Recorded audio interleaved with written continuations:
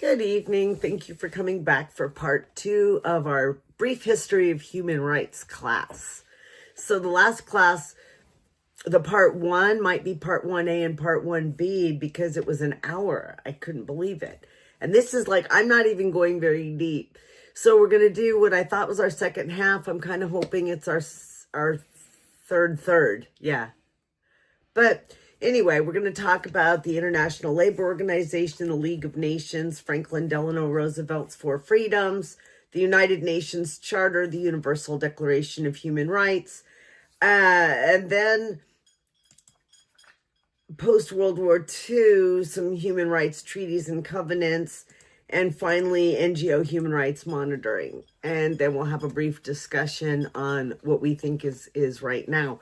So we've gone through the ancient world with Hammurabi and Cyrus. We've talked about the medieval Magna Carta and the Age of Enlightenment with natural rights philosophy of John Locke. We never really got to Montesquieu, so there's something for someone else to do at some point.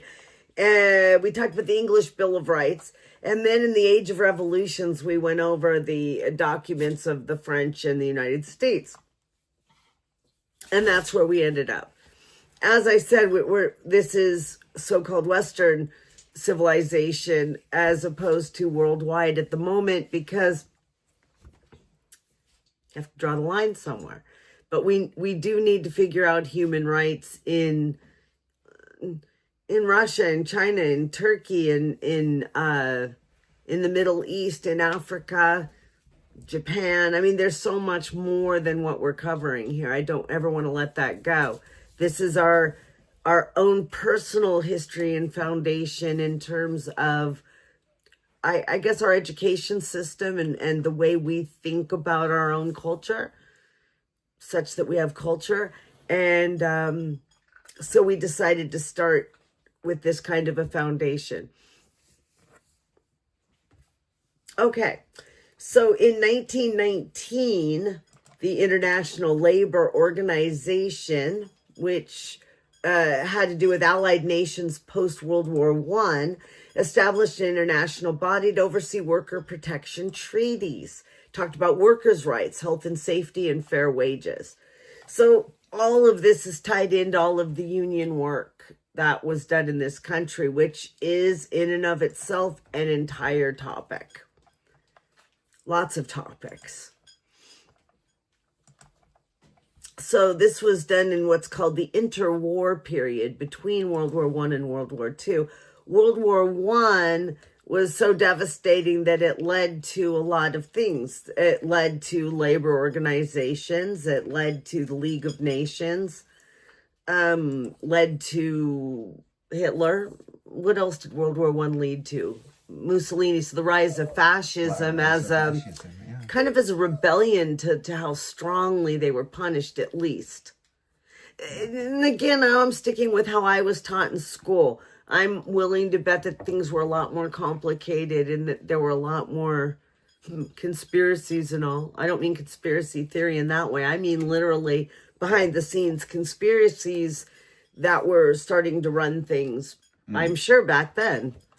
Probably part of why the League of Nations didn't make it. So we've gone and we've explored a couple of things through Wikipedia. We've gone into the Archives Foundation original documents, or the archivesfoundation.org. So it's the documents, historical documents. That's where we got the Magna Carta. We went to Stanford University. We went to Yale University. We went to docs.house.gov to get the Declaration of Independence, and there's the Constitution Center. Back to Wikipedia for a couple of things. And then there's the FDR library, so there's a huge amount of information in all of the presidential libraries. And then there's the UN org, human rights. Oh, it's the OHCHR. Do you have any idea what that is? The Organization for Human something, probably.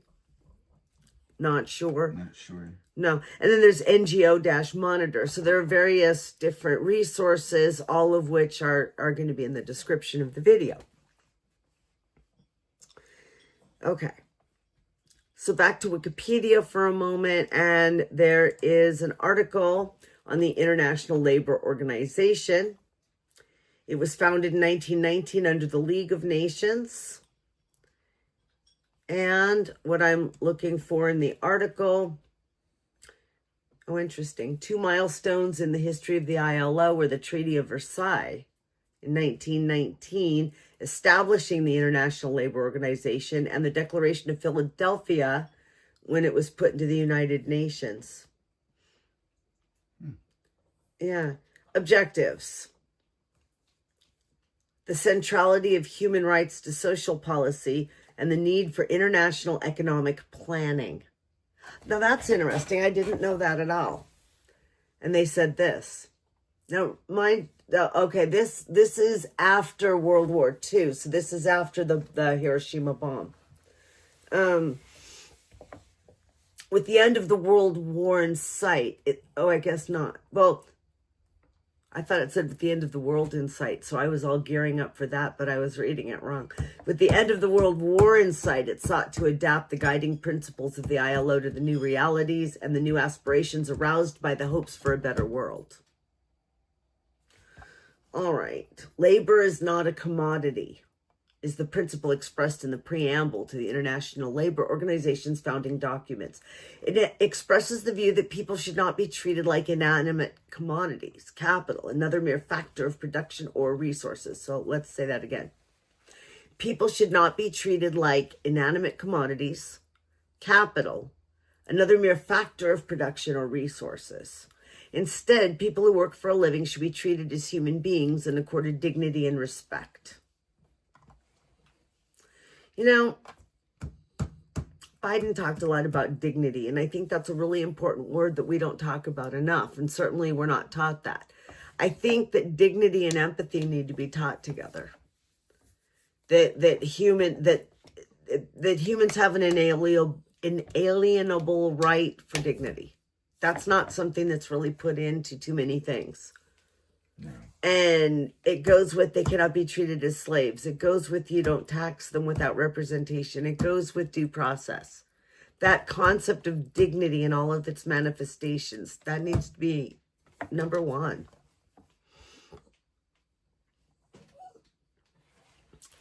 Apparently, John Kells Ingram used that concept in 1880.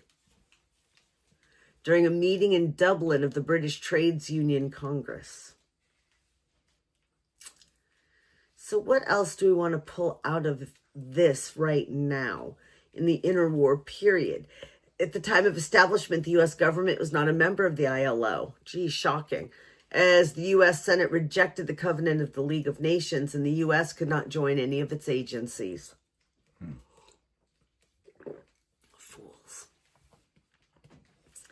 We seem to want to stay outside the law, don't we? Yes. During the Second World War, when Switzerland was surrounded by German troops, well, I never thought of that way. And then it goes into the Cold War era. The history, again, is interesting, and somebody doing a report on the history of the ILO, that would be a fabulous BA kind of a thing to do. BA level, just straight up reporting. Would be very interesting. I'm more interested for this particular course on the objectives. So they go back to the Declaration of Philadelphia, the labor is not a commodity piece. That to me is really impressive because capitalism definitely looks at labor as commodity. Yes. It's considered part of just the expenses. What I was going to say is it's kind of interesting because the whole idea that they have to provide health insurance is sort of a dignity thing, but then why should it should really be dignity and just be something people get as opposed to something that you get from the largesse of your employer. Right. There's some real complicating thoughts, you know? It's extremely complicated thinking about what humans deserve in all of the manifestations of humanity.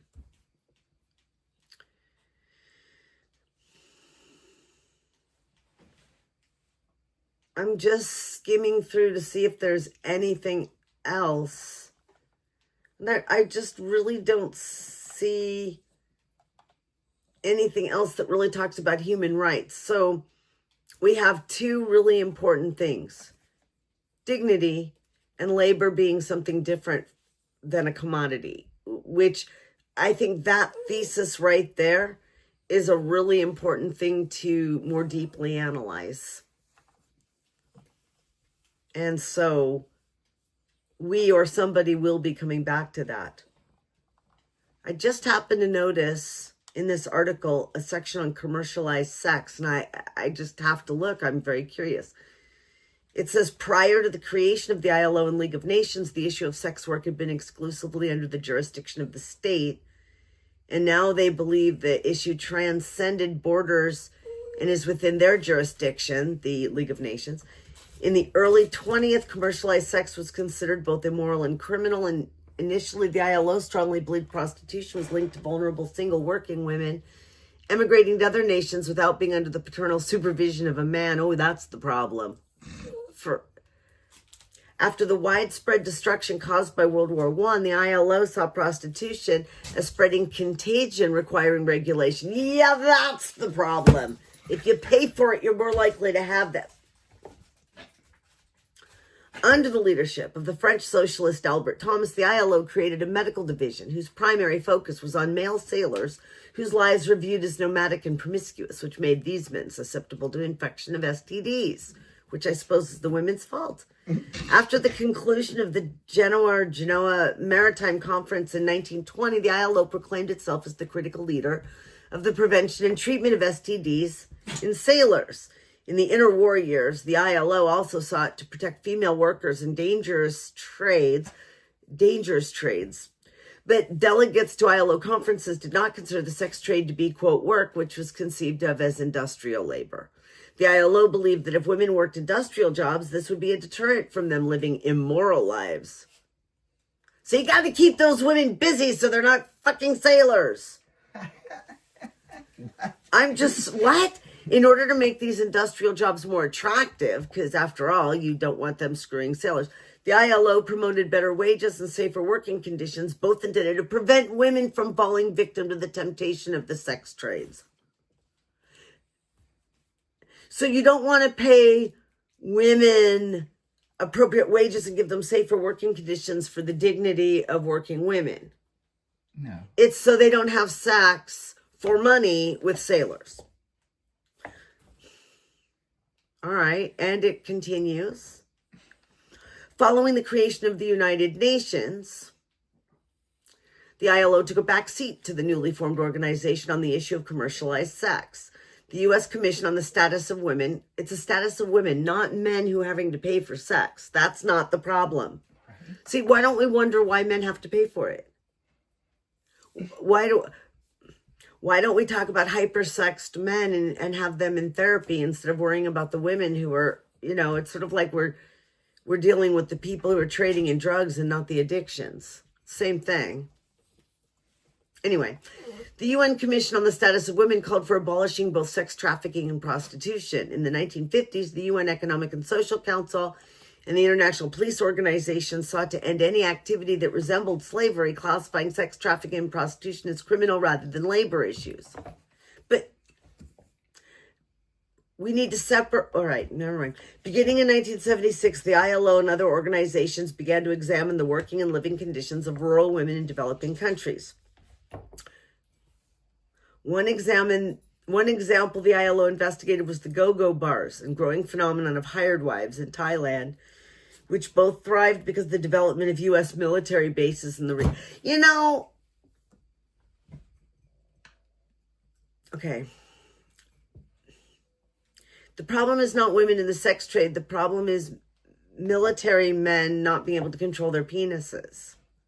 But anyway, in the late 1970s, the ILO established the Program on Rural Women, which investigated the involvement of young masseuses in the sex trade in Bangkok. Unfortunate city that they chose to discuss right now. It was critical because it was the first time in the history of the ILO or any of its branches that prostitution was described as a form of labor. In the decades that followed, the increase in sex tourism and the exploding AIDS epidemic strengthened the ILO interest in the commercial sex trade. Okay, but again, why weren't we looking at American tourists who were traveling to do nasty sex things they couldn't do at home? Isn't that a problem? It's not a problem that the young girls that we made poor and needy and, will we ever undo the damage white people have done to this world? Ever, ever, ever? All right. Okay. Human rights, indeed. So we're going to move on to the League of Nations itself. Also a Wikipedia article. A League of Nations to control conflict and promote peace within states. They refer back to Immanuel Kant, the philosopher, who argued for the establishment of a peaceful world community in the hopes each state would declare itself a free state that respects its citizens, there you go, and welcomes foreign visitors as fellow rational beings. There's some human rights. Again, kind of implying dignity.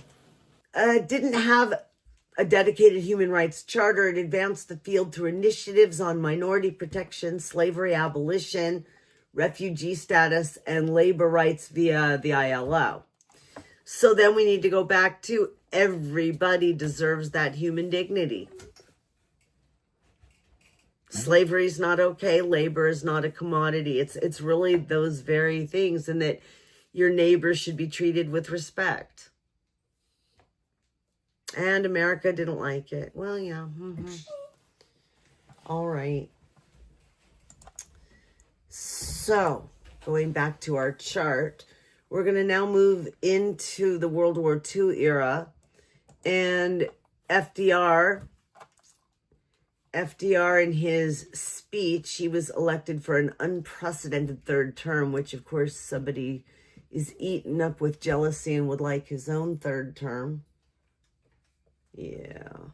So, as America entered the war, these four freedoms, I'll get to them in a moment, symbolized America's war aims and gave hope in the following years to a war-wearied people because they knew they were fighting for freedom. So this is the bill of goods that we were sold, and perhaps Roosevelt believed. I want to hope he did. I'd like to think that people believed these things. But anyway, so the four freedoms: the freedom of speech, the freedom of worship, the freedom from want, and the freedom from fear. Well, but funny, isn't the Donald attacking all four of those freedoms? Freedom of speech, freedom of worship, freedom from want, and freedom from fear. Right. He has literally attacked all four of Roosevelt's freedoms. Can you imagine?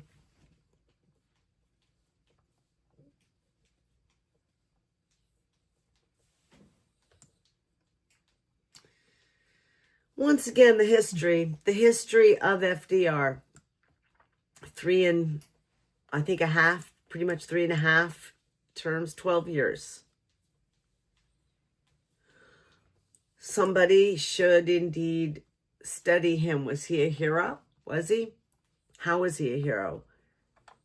What does it mean that he ran again? What does it mean that he continued to be president and completely didn't tell us how bad things were with his health? Right. I don't know. I've always thought he was sort of a fascinating figure.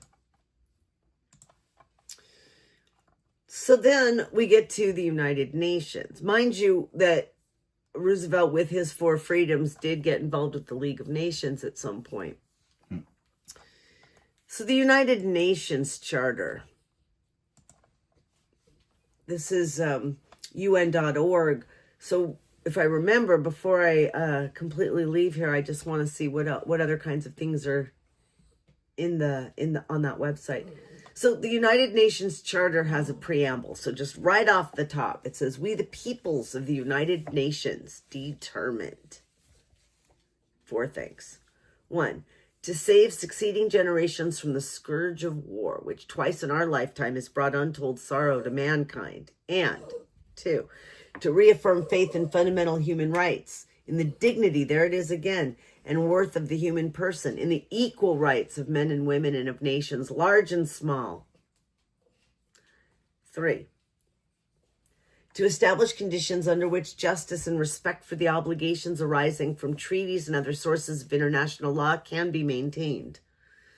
I think that's the hard part. But they just say to establish the conditions.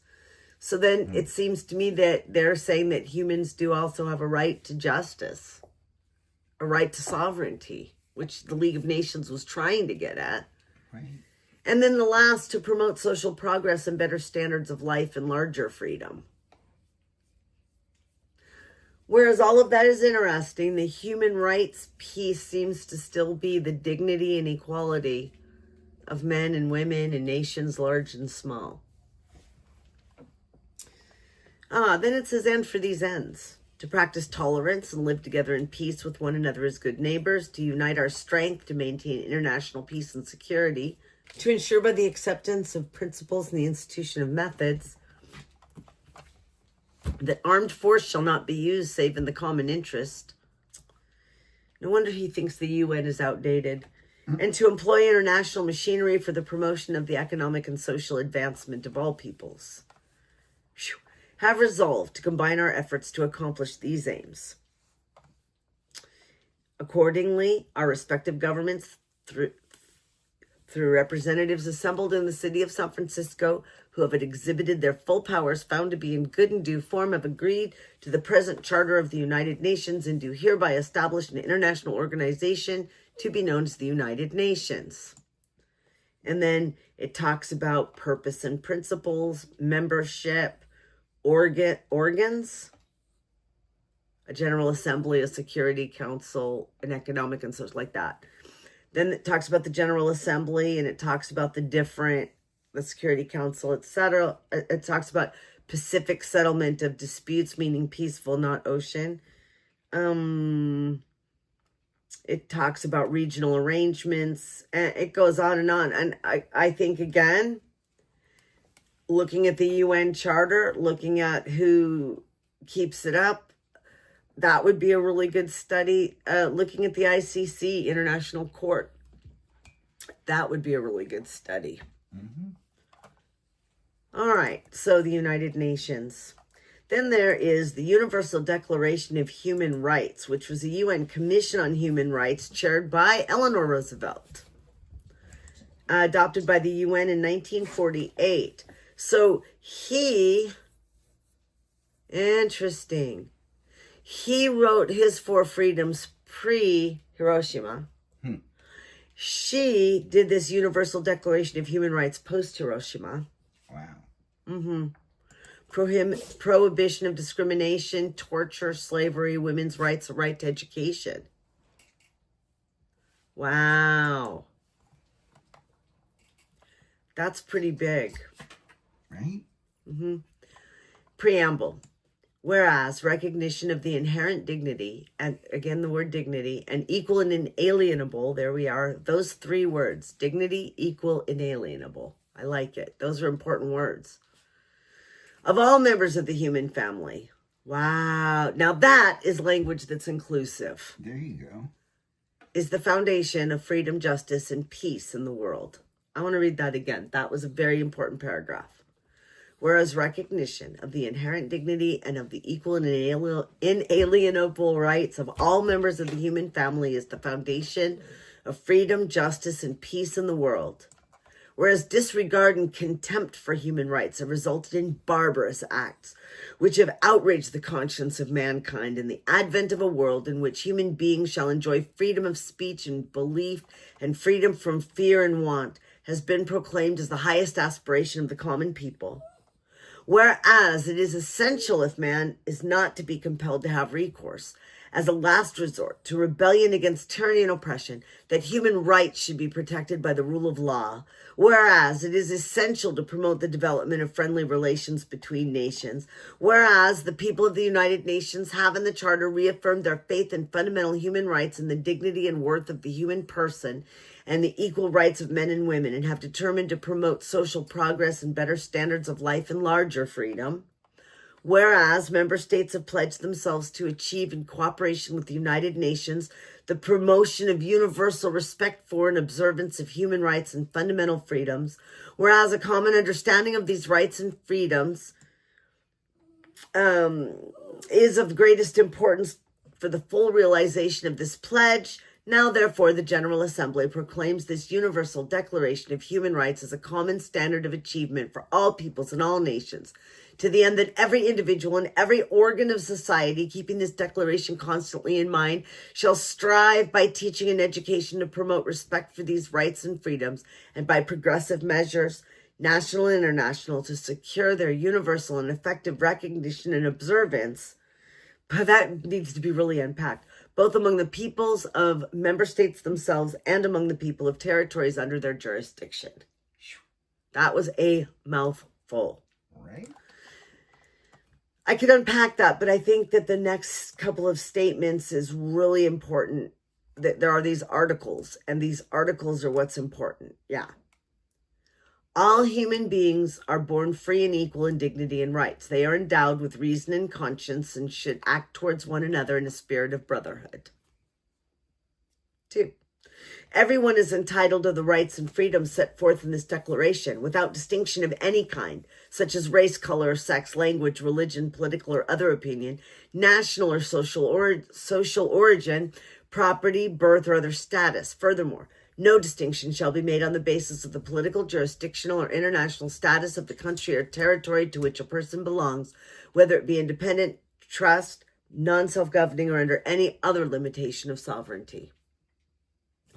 Article 3. Everyone has the right to life, liberty, and security of person. 4. No one shall be held in slavery or servitude. Slavery and the slave trade shall be prohibited in all their forms. 5. No one shall be subjected to torture or to cruel, inhuman, or degrading treatment or punishment. 6. Everyone has the right to recognition everywhere as a person before the law. 7. All are equal before the law and are entitled without any discrimination to equal protection of the law. All are entitled to equal protection against any discrimination in violation of this declaration and against any incitement to such discrimination. 8. Everyone has the right to an effective remedy by the competent national tribunals for acts violating the fundamental rights granted him by the Constitution or by law. 9. No one shall be subjected to arbitrary arrest, detention, or exile. 10. Everyone is entitled in full equality to a fair and public hearing by an independent and impartial tribunal in the determination of his rights and obligations and of any criminal charge against him. Note, this is accepted by the UN. Right. Then they talk about presumed innocent until proven guilty. They talk about no arbitrary interference with privacy, family, home, correspondence, no attacks on honor and reputation. Everyone has the right to the protection of the law against such interference or attacks. Freedom of movement and residence within the borders of each state. The right to leave any country, including his own, and to return to his country. See, that's what I'm saying about how he's a criminal. He's an international criminal. He is breaking all of these things. Right. Everyone has the right to seek and enjoy in other countries asylum from persecution. This right may not be invoked in case of prosecutions genuinely arising from non-political crimes, okay? Everyone has the right to a nationality. No one shall be arbitrarily deprived of his nationality, nor denied the right to change his nationality. Men and women of full age have the right to marry and found a family, equal rights as to marriage, during marriage, and at its dissolution. Marriage shall be entered into only with the free and full consent of the intending spouses. The family is the natural and fundamental group unit of society and is entitled to protection by society and the state. Everyone has the right to own property alone as well as in association with others. No one shall be arbitrarily deprived of his property. Everyone has the right to freedom of thought, conscience, and religion, including the freedom to change your religion and to manifest the religion or belief in teaching, practice, worship, and observance. All right. Everyone has the right to freedom of opinion or expression. This right includes freedom to hold opinions without interference and to seek, receive, and impart information and ideas through any media and regardless of frontiers. Everyone has the right to freedom of peaceful assembly and association. No one may be compelled to belong to an association. Wow. How long does this go? Okay, not that much more. Everyone has the right to take part in the government of his country, directly or through freely chosen representatives. Everyone has the right of equal access to public service in this country. The will of the people shall be the basis of the authority of the government. Everyone is a member of society, has the right to social security. Free development of his personality, it even says.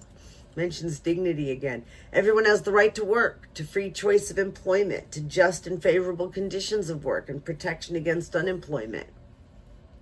Everyone without any discrimination has the right to equal pay for equal work, just and favorable remuneration, form and join trade unions.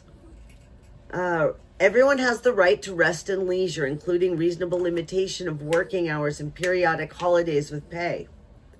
Everyone has the right to a standard of living adequate for the health and well-being of himself and his family, including food, clothing, housing, and medical care, social services. Motherhood and childhood are entitled to special care and assistance. The right to an education, development of human personality. Parents have a prior right to choose the kind of education that shall be given to their children. Everyone has the right freely to participate in the cultural life of the community. Duties in the community, development of his personality, exercise of rights and freedoms. And finally, nothing in this declaration may be interpreted as implying for any state, group, or person any right to engage in any activity or perform any act aimed at the destruction of any of the rights and freedoms set forth herein. So, wow. I feel like they took from that everything everyone ever wanted and said, and going all the way back to the Magna Carta and pulling things from here and there and making sure that all the rights people have dreamed of are all included. Right. And what do strong countries do? What they use their strength to bow out. Right. Jerks. Jerks. And that was what was done in post-World War II. Now, in the modern era, which they consider to be post-1948, subsequent UN human rights treaties and covenants. So I went to the International Bill of Human Rights and to international covenants to see what they have. And here's what we have.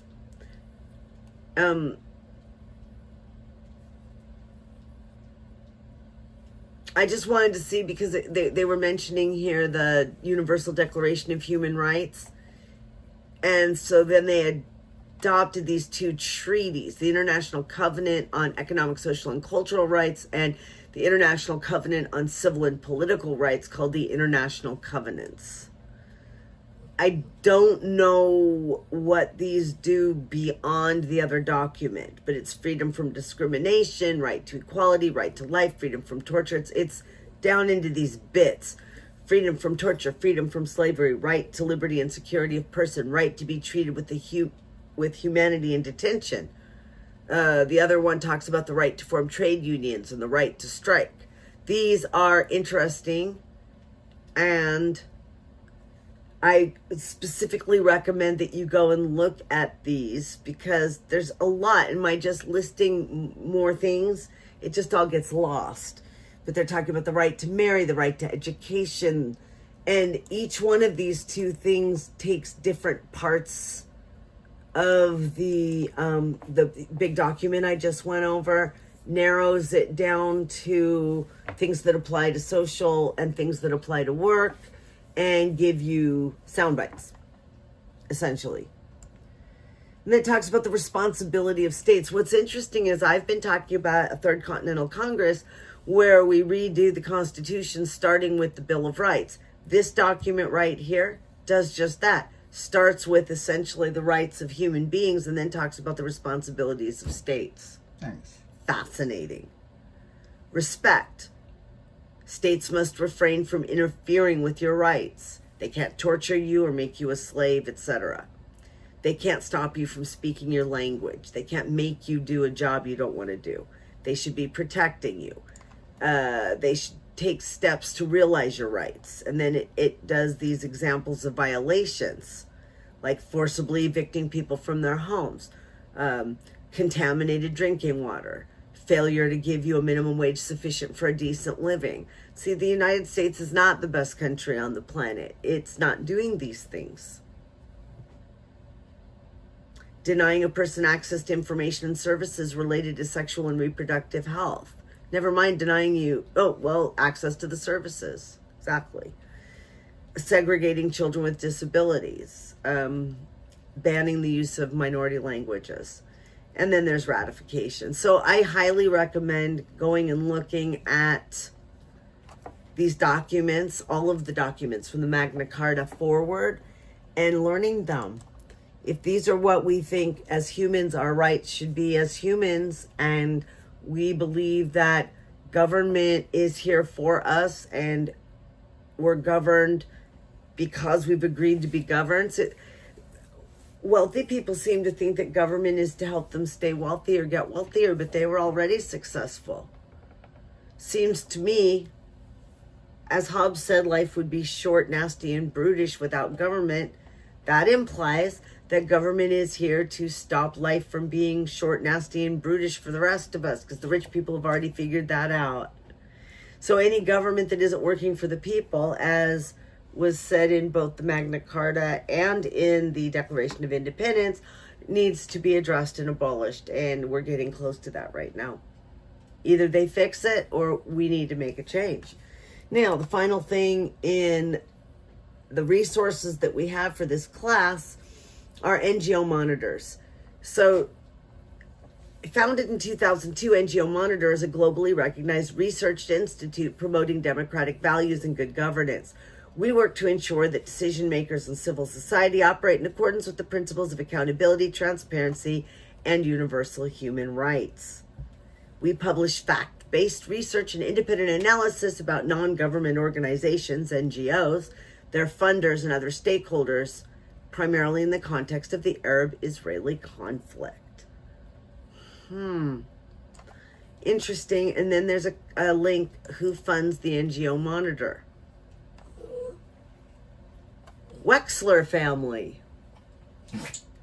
Isn't Wexler involved in something with Trump? I think that's Wexner. Oh. All right. Well, here again is something... this tells you an awful lot, because the financial reports are in English and in Hebrew. So I'm going to just stop right here. There's a whole lot in this. I'm a little bit concerned about the possibilities of this being incredibly biased. So I'm going to leave that for right now. It's definitely not at this level that we should be including any more about it. But if there's anybody who would like to do a deeper dive, have at it. I'll leave the link. I'm interested in more in general monitoring of human rights. I'm interested in looking next into the human rights records of different countries. We've done a little bit of that, and we do have some resources that we did on that. I'll make sure it's in the library, where we did a deep dive into the human rights. I don't know if we've done that yet. The human rights records of different countries. Sorry. I'm just trying to remember where we're at with that. I have a feeling we touched upon it and didn't do the deeper dive yet, and I think it may be a further video in this series. So, what do you think about the history of human rights? Do you have any conclusions after all this? Well, it seems to be something that needs to be repeated over and over and over and over again, and people are still fighting for these rights. And they're not universally accepted, it seems. Or at least not by authoritarians. No, they're sort of universally dreamed of, and it seems like people rise every bit of time to take them away from everyone else for some reason. Like, it isn't enough to just be successful. They also want to take away people's rights.